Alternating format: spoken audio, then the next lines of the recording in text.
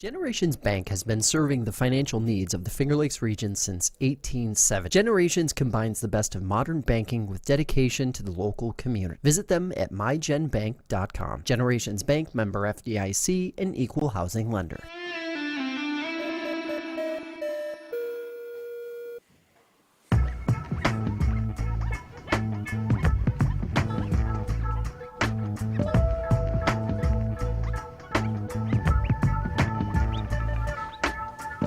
All right, everybody, welcome into Fresh Takes with Russo and Felice. Paul Russo here with you. Nick Felice is as well. I guess it's technically the end of our summer break, really, or summer scheduling as we tend to call it, where we go every other week after, basketball and the NHL wrap up. But football is officially here, starting this weekend with college football, so we'll dive into that. Yeah. We have another one of the summer classics going on right now, the Little League World Series. We'll touch on that. And then I've been on the road the past couple of weeks, so we'll discuss the sporting adventures of me, I guess, Nick. But I haven't seen you as much as I usually do because of that reason. So how's everything been? Does not feel like August out there, I'll tell you that. I kind of like it, true. though, for a couple of days. Feels like October. Yeah. But it's going to heat up again this weekend and then next week. But Yeah. doing good, Paul. I talked to you before the show, but it sounds like you had fun at the Savannah Bananas, and you went to Michigan. Yep.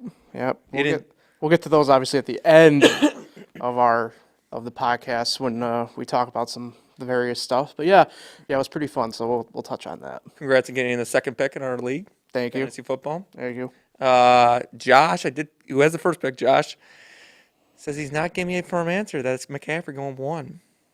Is that good or bad news towards you? Who you feeling? I don't know. Nick Chubb? That hurts my heart. Hurts my heart that you had to go there. I don't know. I mean, I don't know. I'm never big on McCaffrey just because of his injury history anyway, so.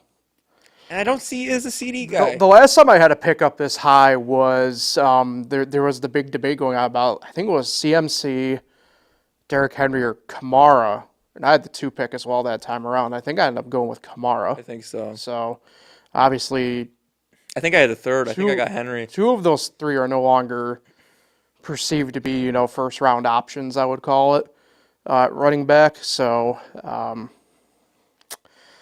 I don't know. We'll see. I mean, it's weird because I've done 1 draft already. I technically had 2, but I forgot about the 1. It was this past Saturday, and I was obviously out of town anyways, and so it was really on the back burner. And I mean, the 1 draft I already did it's because it's a quarterback fronted point league, so I had pick 101 there, and I ended up taking like Mahomes first overall. So it'll be interesting to kind of go from there. But that portion of talk will be next week, our fantasy football discussion stuff, because, as I mentioned, we're in the midst of football season now officially. Pro stuff, we still have another week of preseason games and cuts and stuff like that, so it doesn't really make any sense to dive into that yet. But what does make sense is we are in officially week 0/1, depending upon what media outlet you look at, of college football. And 2024, a dawn of a new era once again within the sport. And I want to start here because we did talk about it at the time. I don't know why we didn't talk about it at the time, but now that the season is here, the 12-team playoff really gets back into the picture again, this expanded playoff. There's already a lot of talk going on about it. And, I was all for expansion of the playoffs. I think you were a little bit too. I don't know if 12 right away was the right move. I personally didn't think it was. I thought 8 was the right move just for the sake of equalizing an equilibrium of both sides of the bracket. I think it takes out a little bit of what this. We'll see what this 12-team playoff obviously happens. That's crazy. They went from 4 to 12. Right, and I think it takes out a little bit. If you go to 8 right away, it takes out a little bit more of the ambiguity of it, especially with, for example, and I guess it's not really meant to be the example in the sense, but your favorite team, Nick, Notre Dame, right? It's the prime example of it because they could be a runaway slam dunk team, best team in the country, for example, and they would have no chance at one of the top 4 seeds, which gives you a bye, and it just makes no sense to me the way they're doing it. So, I'm all for the expansion. Don't know if 12 is the right move right away. Not to rehash what we kind of went with initially here when we talked back in the spring about this, but now that it's here, I'm excited but worried all at the same time for it, is really what it is. And, this dawn of this new era of college football, going to be interesting. We have what I would call for sure one impact game right away, almost in a way this weekend. Maybe not in a true traditional sense of impact, right? But I mean, Florida State, who outside looking in last year, probably, in my mind, should have been guaranteed in. They won the ACC. They did everything they were supposed to do. They get going this weekend as the 10th ranked team in the country. Pretty important game that we'll get to more, obviously, here in just a little bit.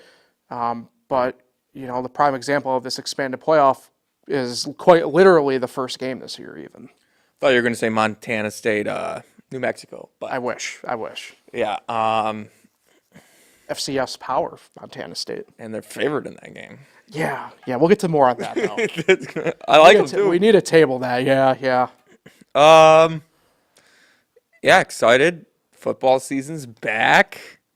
Especially, I love the 12-team playoff. Mm-hmm. I thought they'd go to 8 to start, but I like the 12.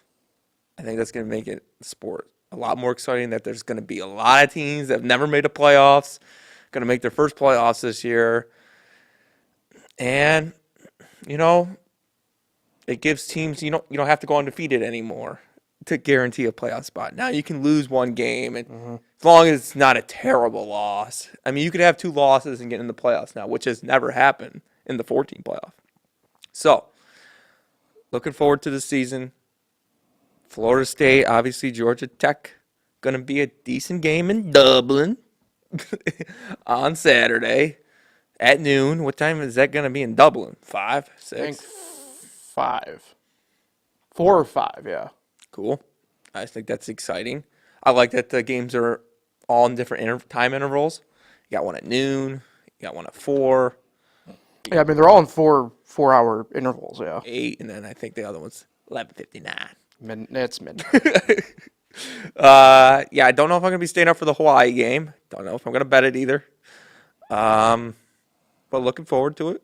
Just excited to see some games. I wish there was a little bit more than 4. So really next weekend's going to be the big college football welcome back week, which, how long was week 0 even a thing? Oh, wow. Sheesh. In the last decade, It's right? definitely within the past decade, yeah. I'm trying to remember. Because I always grew up with Labor Day weekend being the start. Labor Day weekend was always the first. Even then, it was never like a full slate like it is now.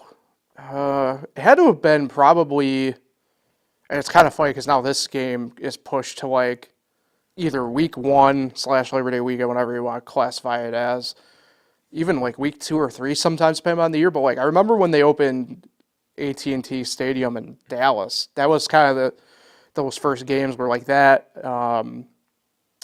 What do they call it? I mean, I think it's still technically called the Chick-fil-A kickoff in Atlanta. Like those were usually the first couple that they did. Yeah. And then now it's, I wouldn't say it's snowballed, right? But like now you have like these 4 games.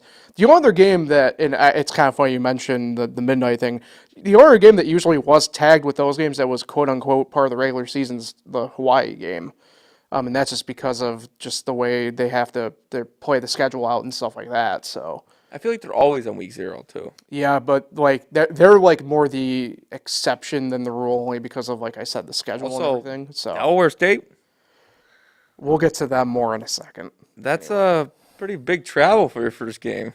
Yeah, like I said, we'll get to them though more in a second because they actually have their own issues going on with getting to the game. So It's a nice yeah, tease. yeah. It's nice. It's not the season, but it's a couple games. But yeah, overall, just looking forward to it. Yeah, I mean it's pretty interesting. I mean, and maybe some of this is meant more for like next week when we probably have more of a hard hitting, exact preview of the season. But it's pretty weird. Like I saw a map today of like the closest conference each county, power conference each county, and it's really weird seeing the ACC obviously out in California. Even I guess the Big 12 to a degree and Big 10 to a degree.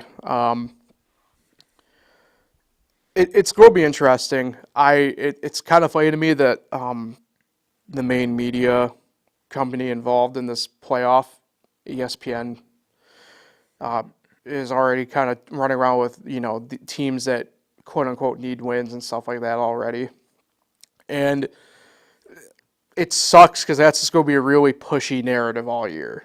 It is going to be the fact that I think, the recognized fumble of not having Florida State in the playoff last year is already rearing its head early this year to the point that they're going to try and get out in front of it. And yeah, no kidding, that's kind of PR 101 in a sense, that you have to get out in front. I just hope it doesn't become the dominating story headline that really I think it became last year, in a sense, collectively, not maybe just specifically Florida State or specifically expansion, but kind of overall, because I really thought last year was a fun year of college football for the most part, and a good year of college football, especially during a time where, and I know I'm probably maybe in the minority of this, but I've been saying the past couple of years that the NFL has not really been a great product overall. And maybe college football to that degree hasn't been either, but it's been more fun to watch than the NFL the past couple of years. Yeah. But then you have everything happen with Florida State, and obviously the college season ends, excluding bowl games and stuff like that, right? The college game ends over a month before the NFL season does. So the whole month of December, when you think about it, the NFL kind of essentially has it on lockdown in that sense. So they're able to get back all the good vibes from college football in that way. And, it's just one of those things where you have to sit down a little bit and kind of go, okay, well, how can we make this perceived to be better? And in a lot of ways, I don't know if college football has done a good job with that. This kind of weird calling it an off season since it's amateur athletics, but it hasn't been a good off season for Greg Sankey, for these power player guys like in the SEC and Big Ten, and the media partners, because they've had to deal with all this, and they've frankly dug themselves their own holes in a way by saying a lot of outlandish and ridiculous things in a sense. And part of me is really happy that and I don't mean to downplay what's going on with Syracuse, because again, this portion of it maybe is a little bit more for a conversation next week, but there's nothing but good vibes coming out of Syracuse right now, right? For example, especially closer to us, there's nothing but good vibes right now. And they recognize the lane they're in at the moment, and they're going to it's a building process forward, right? Stay healthy. Right. But what I'm kind of getting at is depending upon what pocket of the country you're in, a lot of it's either masked from you or you're just kind of denying it. Or you're like me, where it's just go out there and enjoy the sport that you got. Who does Syracuse play next week? Ohio. At home? Yeah. Yeah, in fact, they're home all September again this year. So, Saturday? Yeah. I don't know if I'm going to be able to make it, actually. Afternoon? It's 3:30. I don't know if I'll actually be able to go. Actually, I don't think I am going, actually. But to the home opener? Baseball tournament. So, by the way, Pios won the championship. We won. So, either way, let's get back to football. Congrats. Thank you. It's just one of those things where, I kind of view it as, and you feel the same way for college basketball I do about college football. I prefer both and a lot of times over the pro element side of things, but it's just if you look around, it's still as fun to watch kids go out there. It's the product's always maybe not better, but the atmosphere is always kick ass. I think that's what I'm kind of looking forward to the most, more than anything else. There's nothing better than a football tailgate. Oh yeah. Never been to one? Oh no, that's not true. Syracuse, I went with you once. Yeah, we do a mini one at least that we got going. It's not a true, but it looks a lot of fun. Yeah. It's the only time, to me, anywhere where I've ever sat there and been like, what a freaking rule to go to a Division I school. I went to a D2 school. We did have football. You went obviously D3. And we didn't have football. But it's the only time like where I sit there and kind of go like, damn, it actually would have been cool to go into like, and I'm only gonna say this just because of proximity to Gannon, but like, damn, it would have been actually cool to go to like Pitt, Yeah. or like, UMass. well, Akron's kind of close. They're MAC. Akron and Kent State are kind of close in that same proximity, but UCLA. yeah. Well, you want to go that route. To me, it's like, and look, I don't necessarily jive with everything they do, but like, damn, like, can you imagine going to like Alabama? No. Ooh, But fun. looks like a lot of fun.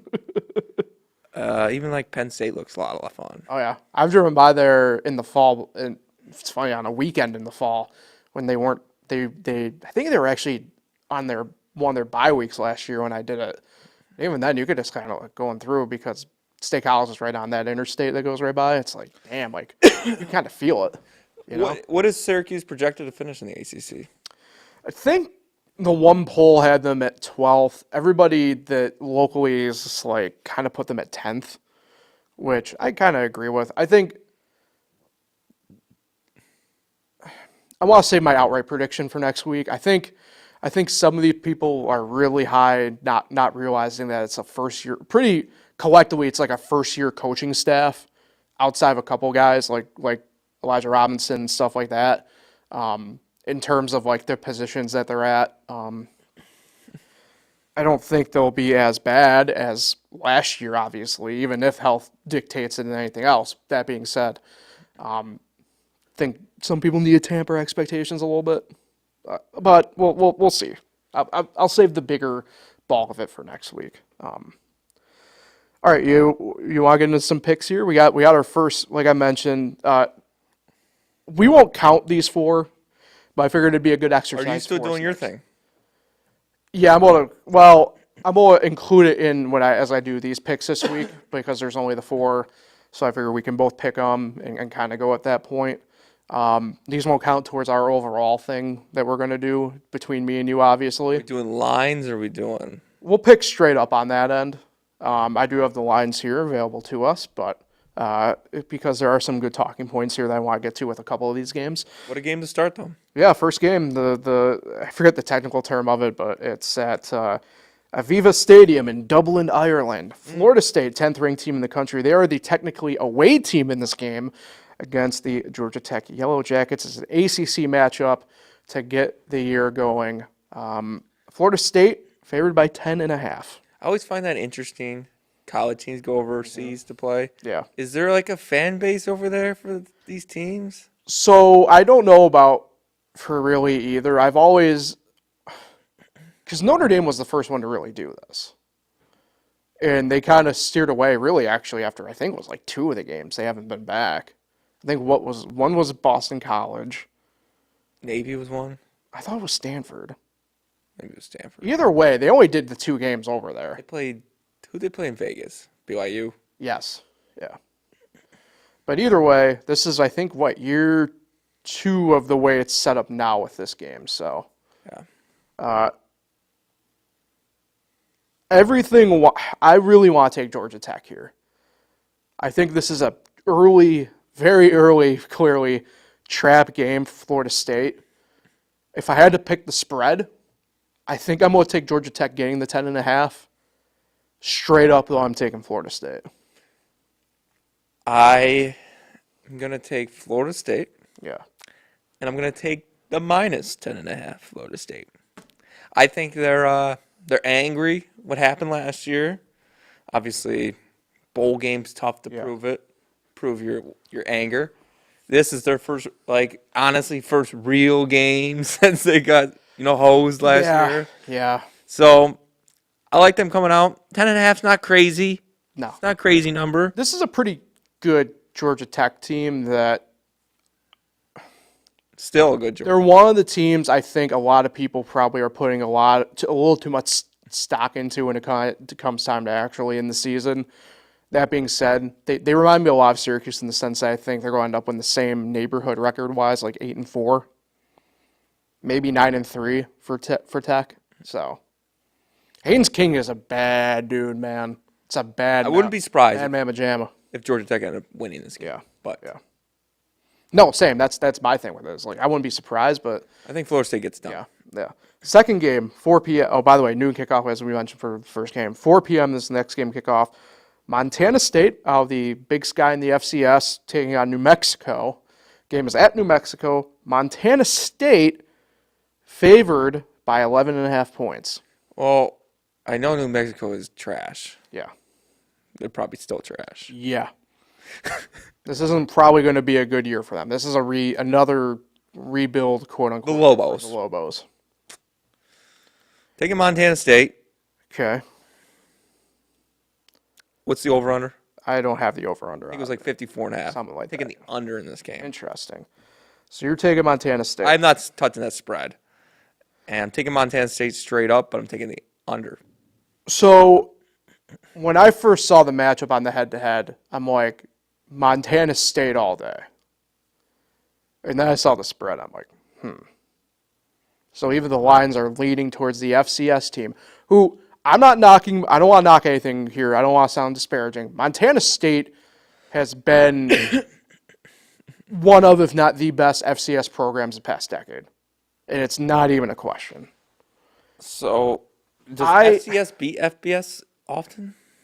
It's become more of a regular type thing. I don't want to call it a regularity, but like it happens, you know. I think I'm going to take New Mexico State, or New Mexico, apologies. New Mexico getting 11.5. I think we'll take them outright too here. Really? Big upset. It's one of those things to me where it's like, and I don't have the thing in front of me, so I don't know. But like, I feel like this might be one of the first times that like an FCS has been favored over FBS. And it could also be one of those things like, man, why did I take New Mexico? Right. Right.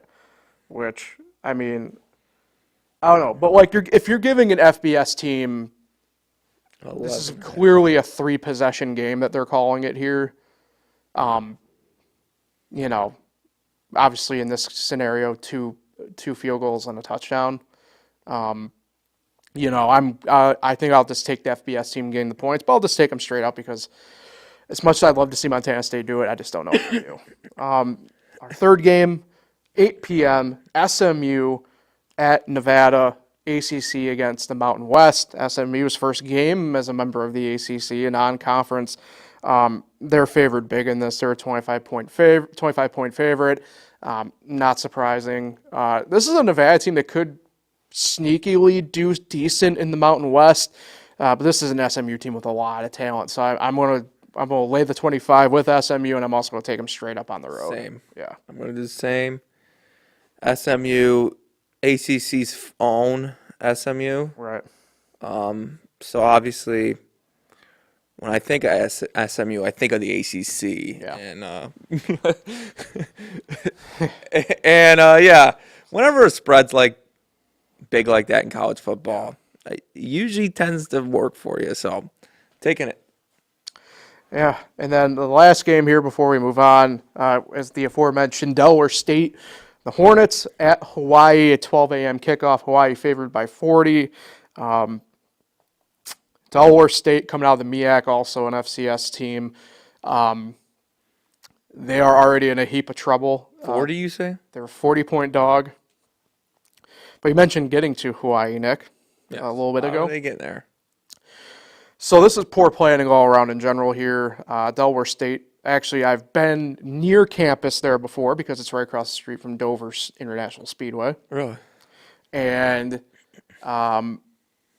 they, for whatever reason, were going to bus up to New York City to catch the flight to Hawaii yesterday. They missed said bus. They missed the boss. They missed the bus to go to New York City. So I don't know. I have not seen an update recently today about their travel, but we're talking here on Wednesday. That game is Saturday, and it takes teams, even on the West Coast when they go to Hawaii in their own conference, tends to take them at least a couple days to get acclimated to that time zone difference. How do you miss a bus? I don't know. So this isn't a school bus. It's a chartered bus thing, and they missed it somehow. I don't know. This is a public bus. No, chartered bus even. Yeah, I get that. So it's like, I know it's not the yellow school bus, but it's like their own bus. Yeah. How do you miss your own bus? I don't know. Where's the bus driver? Where's he going? I don't know. Look, I don't. They'll get there, right? But like, this is going to be really bad for them. This is obviously, I don't want to make it sound bad. This is obviously a paycheck game for them in that sense, right? I mean, it sounds crazy because Hawaii has not done a great job in recent years of covering and stuff like that. But like, I'm going to take Hawaii straight up, and I'm going to take a -40. I'll take Hawaii straight up, obviously. Yeah. But -40. No. Don't sleep on that transport. I'm taking +40. Don't sleep on the transport. I'm taking +40. I don't think Hawaii's that great, usually. They're all right. No, but I mean, That's a lot. you missed your bus. Yeah. But 40's a lot. It's fair. It's fair. That is a lot. You were also the one who just said that when a team's laying that many points in college football, it's for a reason. That's true. But I did say that. But 40 is a lot. Yeah. I'm going to take the +40 Delaware State, All right. even with the bus problems. Yeah, that's fair. All right. So that'll wrap up college football until next week when we get more into it. Little League World Series here. I do want to spend a couple minutes on this. It's something that we've actually really enjoy ourselves watching. Don't know how much you've been able to watch this year, Nick. I know I've been able to pretty I've much. actually been watching more than I usually do. I feel the same way, actually. It's been a pretty exciting World Series, in my mind anyway, outside of really what I would call the opening. I don't know how they technically classify it as now because they start on like Wednesday, but outside the first couple days, it's been a pretty exciting World Series. I mean, hell, last night even was incredible. We had, what was it, 2 walk-off wins and 1 win in the comeback and win in the 5th inning, and just incredible stuff. I was shocked to see Hawaii lose. Well, yeah, that's true, but they won yesterday, and They won yesterday. They're They still lost in it. Monday. And it pains me because they're playing the South. So my 2 favorite teams in this term are going against each other today in an elimination game. Florida, the Lake Mary team, and then the Hawaii team. Yeah. It pains me that those 2 are going at it today. I mean, there's 12 teams left. Yep. 6 international, 6 ES. No, there's 10 teams left. 10? Yeah, because 5 and 5 on each side. No, you're right. Because there's 2 losers bracket, Yeah. I think, or whatever. It's weird how they do it. It used to be so simple. It was 8 and 8. It was simple double elimination tournament. Now we got to get more teams in, 10 and 10. And now you got teams playing that are 2 and 0, playing teams that are 1 and 0, and I guess this is a winner's bracket. I don't know. Not a fan of the format of the Little League World Series anymore. But I think Chinese Taipei's looked very impressive. Japan, not surprised by those 2 teams. It's the same teams every year, feels like. Canada never wins. Europe certainly never wins. Australia is now in this thing, and they never win. It's the same teams. And then in the U.S. side, it's always the West Coast or the Southern team. Once in a while, you get a Chicago team or a New York team to do well. But by the way, that New York team this year was unbearable. I was happy they lost last night to Florida. They had to beat up on old little Auburn. I mean, I guess. No, wait, were they the ones who beat Auburn and then beat like Penfield or something like that? Maybe. Or maybe I'm getting Staten Island's this team. Maybe I'm getting whatever, but like their coach is unbearable. They did lose to a team in New York City. Those kids are unbearable. The coach is unbearable. I was just happy to see him lose. I'm sorry. I know I'm going at kids now, but it's like, my God. Like, I mean, you're in Little League. You don't got to be acting like a freaking chooch. my favorite team back in the day was that California team. They had what's his name? Kiko Garcia. Oh, the one from what was it, 2011 or something? Yep. 2012? That team was good. They had the really big kid. Yeah. Is that Kiko? Maybe. They had 2 really good players. Luckily, we have the internet. Keep going. And I'm not going to be able to spell Kiko right, I don't think. they were a really good team. That was my favorite Little League team of all time. They ended up winning the whole thing. They actually lost a game, I think, and then they still won the thing. So this is hella awkward. Kiko Garcia was also a former Major League player, so when I clicked on Kiko Garcia baseball, I went to his page. Nice. Played for Baltimore. How about that? I always liked the Little League World Series. I think our colleges started around the same time, but it was like the Little League Championship Day was that Sunday, and then my first day of college every year was that Monday. That's how it started. So that's how I always remember the Little League World Series. And then college football came Labor Day weekend, the following weekend. But weather hasn't been the greatest, but they've gotten the games in pretty quickly. Okay. So Kiko Garcia. Let's see here. Hold on. 2011? It might have been a little bit sooner than that. It's 2009 Okay. because he was a high school class of 2014. Chula Vista, Yep. California. Kiko, 6 foot, 212 pounds at age 13 in the Little League World Series. Yep. My He God, was a monster. I'm pretty That's sure he the pitched least. too. They won it I all. don't know. I think they had this guy named Bubba on the team. I'm going down the Kiko path now. Yeah, there was another good player. He played center field. Anyway, but, been watching more this year than I've watched in probably the last 10 years. I don't know, have it on. My dad's a big fan of it. He adds it on, so I watch.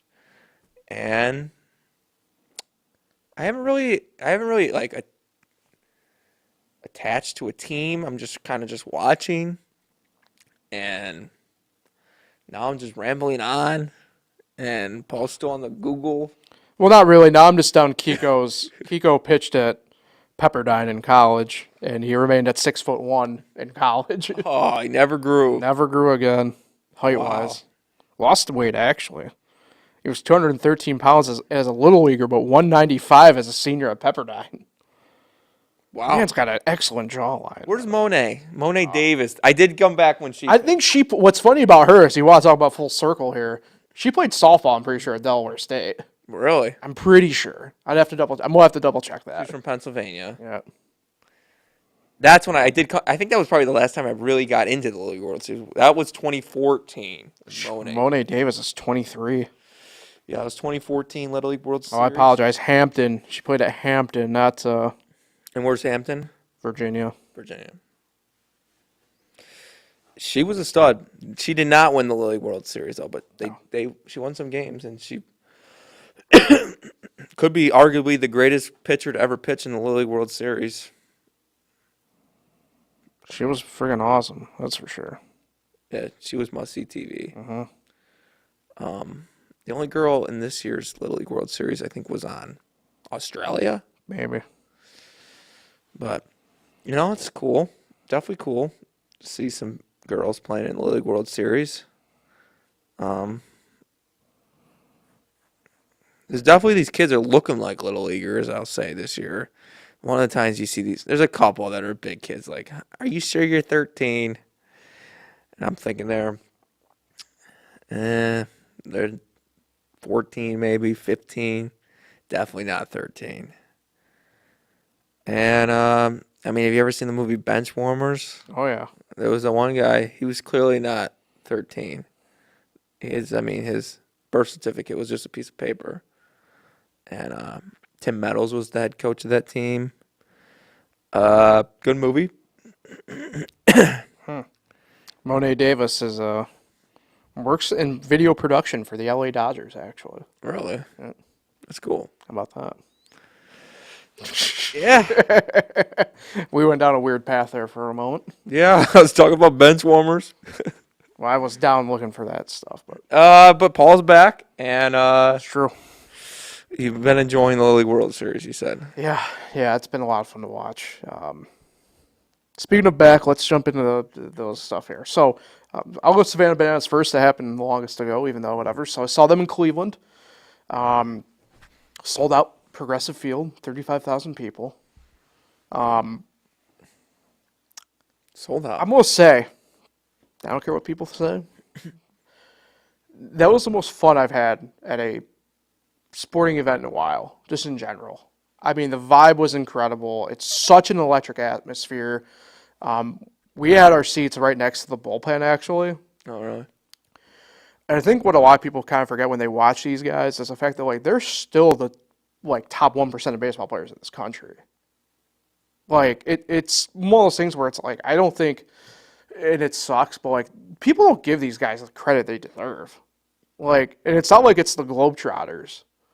Like, I think it's a common misconception. So, like, You ever been to the Globetrotters? yes, I've never been either. the Bananas were better than the Globetrotters in that sense. But that being said, different styles, right? It's hard to, as we always say, right? It's hard to fake baseball. And the Bananas aren't guaranteed to win every game, right? Like, that's just not the way it works. They did win their game. They did. They did. Also saw a home run. Shout out to Jackson Olsen. But, like, he cranked a ball. Like, He hit it he hit to right field. right above you. No. It was near where I sat, actually, when I was at a game in May. Lefty, righty. Yeah, May. He's a lefty. But, like, I just don't think people comprehend just how good these guys are.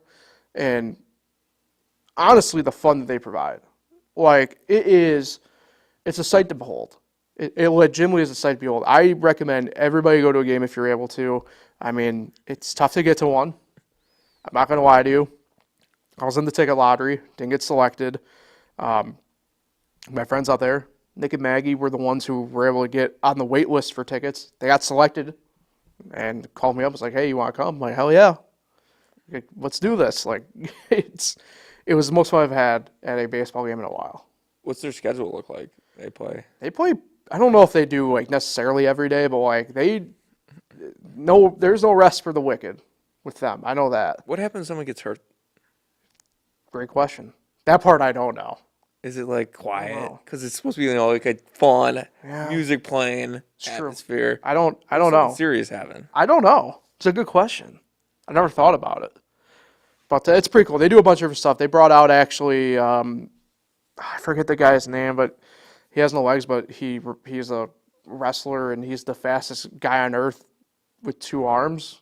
He runs with both his arms. They had him come out and run as a pinch runner. Nice. Jason Kipnis and Corey Kluber played in the game as well. Kluber threw. Kluber threw. You give it the home run. He did not because he was on the Bananas. Oh, he's on the 4-0, right? Kipnis got a hit, though. 3-1. 3-1. Yeah, 3-1. But,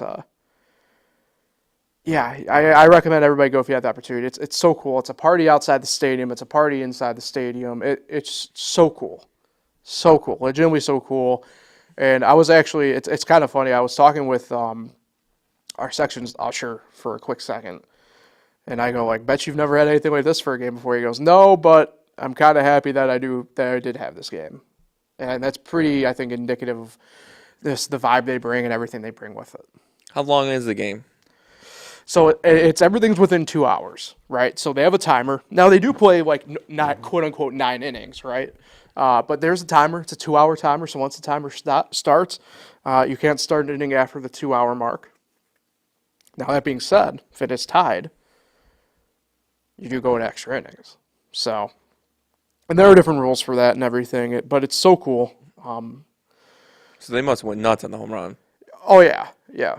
I mean, it was a big sell. Technically, the home run walked off the inning. Technically, for those who don't know, you win an inning, you get a point, and that's how it works. So it's pretty exciting. It was awesome. Michigan International Speedway. This one's a little bit rougher. First time there. First time there.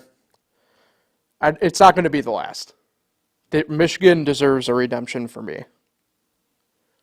But You saw 51 laps. it's non-weather related, my gripes with it. Really? Correct. Parking. Kinda. Not parking itself. Traffic was awful. I don't know how they normally do it. Obviously, being my first time there. I have heard through people in the industry, whether it's via podcast or direct communication, that this was the worst it's been there and at a lot of tracks, period, in a while. Really? They don't know if there was a new director of security or something like that. That's kind of the theory. Don't know how accurate that is, but it was bad. To the point that one of the guys at podcast I listen to, he works in the media, and he goes, crazy how early I got there and I was still sitting and waiting to get into the track as a media member. Think about that for a second.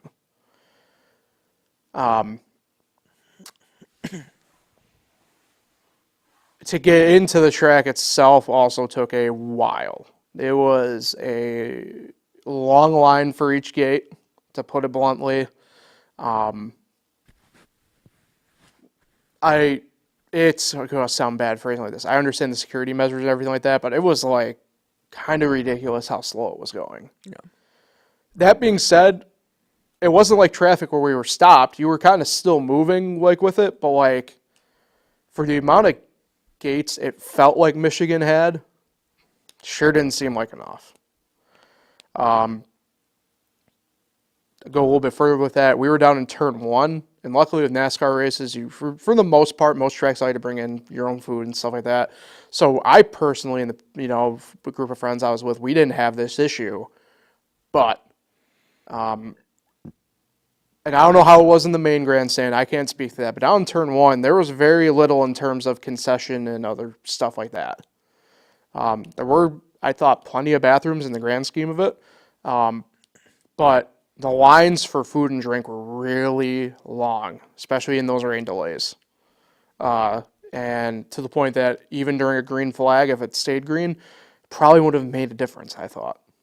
And then getting out was bad. We didn't have an issue getting out so much compared to a lot of other people, what I heard. And I thought we didn't get going until, I wouldn't say late on, but we had scanners. You have to go return those. We rented them.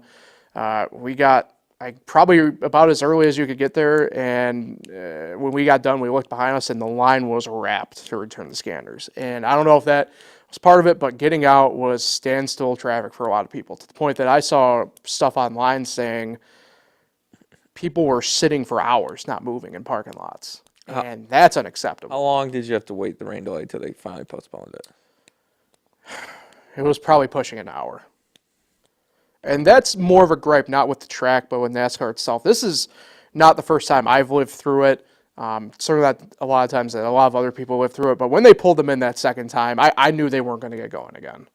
And one of the things I could tell right away is, and for somehow, if anybody's listening from NASCAR, make a note of this. Maybe don't have your track drying system sitting right in front of people where we can tell that they aren't going to be going to work. Yeah. Because we had the Air Titans right in front of where we were sitting and underneath our grandstand. They weren't moving at all, even after the rain had stopped for the second time. So I knew anyway, like I said, when they brought them in, I knew we weren't going to get going again. That wasn't the plan. Just communicate it. Don't make the fans sit around and wait longer than we had to. It sucks because, like I said, like I can't ding the track for the on-track thing because, like, that's frankly, as a fan of racing, that's what I'm there for, right? And for one other person in my group that went, there were 5 total of us. That's also the reason why he was there. But there were 3 other people there who, because we've been to enough races before, we know what the experience is like. So maybe it's not that big a deal to us anymore, right? Any of your persons of your group stayed? No. No. I was going to kind of save that for a second, but No. but like we know what to expect when we're out on the midway and stuff like that, and we know what to expect in terms of everything else, right? But the fact of the matter is, for those 3 other people, we weren't really able to experience that much with them in that sense, and I guess luckily, well, one other person in the group had been to a couple races, but they aren't as dialed in as I would say to the sport itself on a week in, week out basis. But luckily, I guess for those 3, they all still want to go back again. I don't want. It sucks saying this, but that can't be the case for everybody. You don't fire off at 100% rate. That's just not how. Yeah. It's not how life works. So, I think my plea, even though it's probably going to kind of fall on deaf ears, is right. It's just communicate. You got to communicate better in situations like that. There's got to be a better system than what we got, where that second rain comes in at whatever it was, 5 or so, 5:30, and like we knew, right? And also, the rain is coming the whole day, and I get it, TV and whatever, and this is the part that's really been driven home. But like, start the race earlier. You have to. There's a 24-hour window beforehand.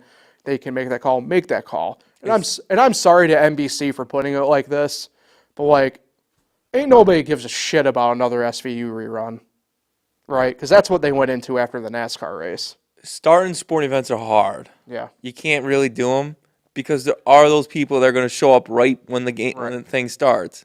They can't make it. They're like got out of work. Let's say they work on Sunday. Yeah. You can't.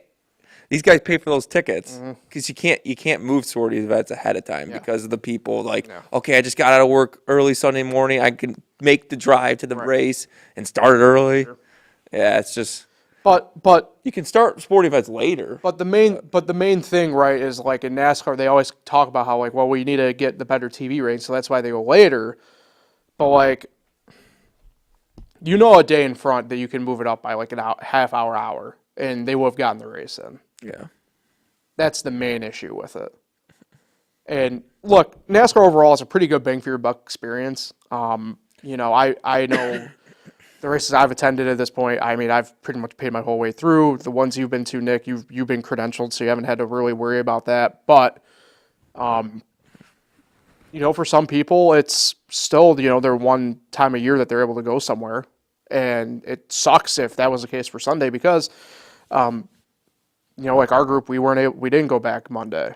We didn't have that luxury really. Out of the group of us that would have been able to go, or hypothetically, I think there was only 2 of the 5 who would have been able to go, and I was the only one who was tempted to go back, and I opted not to. And if I was the person I was 4 or 5 years ago, I probably would have gone back, but I just didn't want to. Sunday was a long ass day. It was a long day, admittedly. Yes. But I bet. That being said, a couple things before we wrap up and get out of here, because now I'm just kind of going off. If you want to go to a track and experience just the speed of the cars, Michigan is that place. And I get Daytona and Talladega are the other places, but I've been to Daytona. And the only place I've been able to get that Daytona experience so far is Michigan, where you just feel the cars at speed the way you do. Michigan took the Watkins Glen weekend spot. Well, kinda. Not really, but kinda. Yeah, we'll touch on that probably next week, even maybe a hair. I've been told information about next year, so. Playoffs again? Well, Watkins is not in the playoffs next. They already kind of announced the playoff schedule for next year. Back to August next year? Yeah.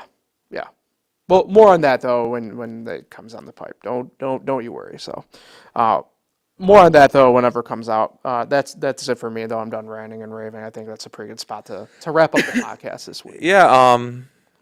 Biggest news of the week happened yesterday, and you haven't even announced it. Backyard baseball is back. Okay.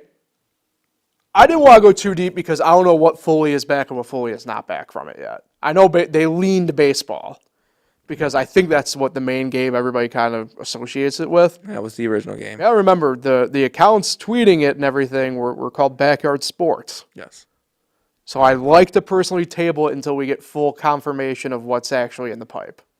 It could be all the sports in one game. I've heard people discuss that. I don't like that. What if it's